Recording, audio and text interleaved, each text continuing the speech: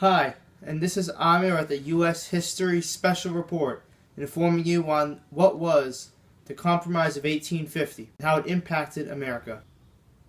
Ever since the date of July 4th, 1776, America has been a country full of democracy, pride, and power. Unfortunately, this was not always the case. The North and the South, known then as the Confederacy and the Union, were in a series of major conflicts during the 19th century. But America wanted to resolve these problems before a civil war or something of great magnitude takes place. These efforts were a series of 5 laws that centered around the issue of slavery, and this set of laws was known as the Compromise of 1850. New Mexico and Utah were 2 territories that were able to vote if they should allow slavery to exist in their areas. The majority of the Senate voting power was now in the hands of the free states. The Fugitive Slave Act of 1850 was also passed, and this pretty much said if you see a runaway slave, you have to turn him in. Northerners who highly opposed the Fugitive Slave Act not only disobeyed the act, but they helped them escape through a channel called the Underground Railroad. The next rule enforced by the Compromise of 1850 is that there was a ban placed on the slave trade in the District of Columbia. However, if you were a white slave owner that had slaves still, you were able to not only keep that slave, but to continue using it. What a lot of people don't know about the National Mall Capital Supreme Court area is that African American slaves were held in bondage in slave jails on some of these sites. Here on the site of the Supreme Court was a building that was called the Old Brick Capitol. That's the building that Congress used after the Capitol was burned in the War of 1812. Well, the slave market was so robust in the District of Columbia that slave owners ran out of space to hold their slaves. So they would rent public jail space to use for storage for African American slaves. And one of the places they did this was here at the Old Brick Capitol, on the site of where the Supreme Court is right now.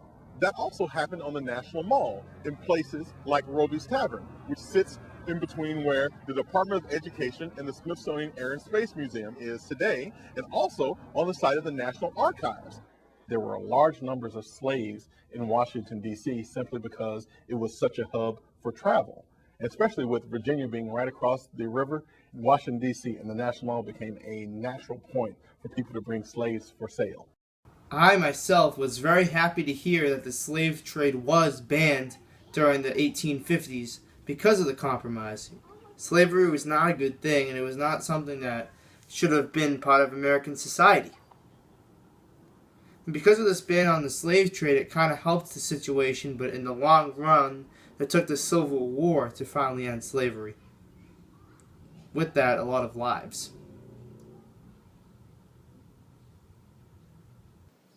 The next law concerning the Compromise of 1850, the 4th law listed today, concerns the state of California, which was a very controversial state around the 1800s, as the Union and the Confederate nations were both arguing whether it should be a free state or a slave state. And because of the Compromise of 1850, California was admitted into the Union as a free state. And this is a huge win for the Union cause and a blow for the Confederacy.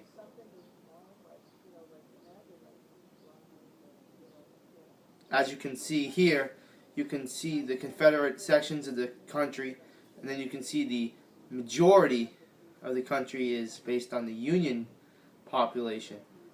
So it looks more Union dominated, and that portrays the future of the result of the Civil War with the Union victory. But the last law of this compromise proposed by Henry Clay was that, well, New Mexico became New Mexico. So Texas and New Mexico were fighting over the current-day New Mexico, that piece of land. And they were willing to go into a short war over it.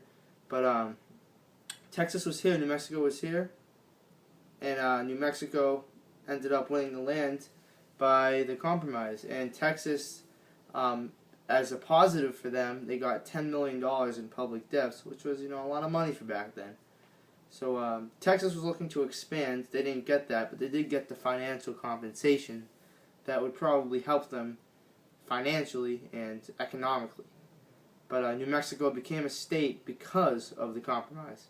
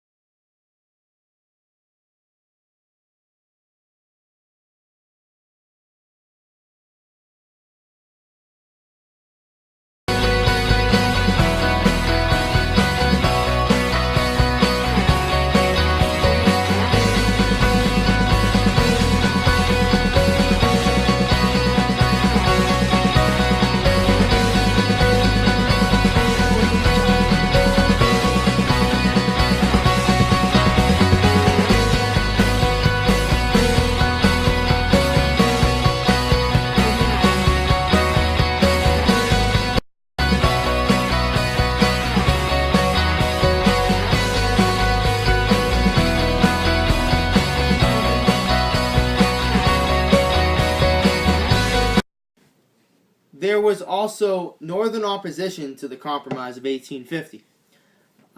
Lawmakers like William Seward criticized the overall concept of the compromise, and they had a defense of, well, there's a higher law and authority than the Constitution. And as a matter of fact, President Zachary Taylor himself, before his immediate death, made it clear that he just disliked the compromise, and he didn't support it that much. And he joined the people that, were against it and made speeches and stuff against it. So, there was a lot of criticism to it, but, there were a lot of good effects from the compromise.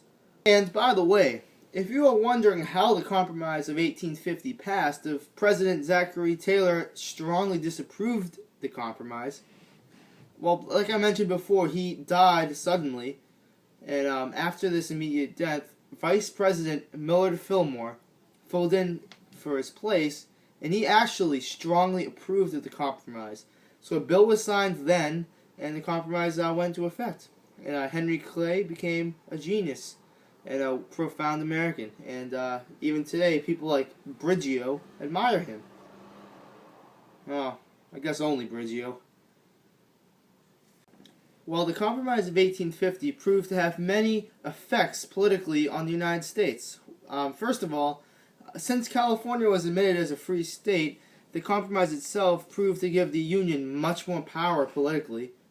And also, it deepened Union people to work harder to prevent the Union from seceding. But while being a positive outcome for the Union, it also proved to be very controversial because of acts like the Fugitive Slave Law and popular sovereignty. Things like that caused a lot of controversy between the Union and the Confederacy. So there were a lot of positive and negatives about the compromise, but it was definitely a must-have.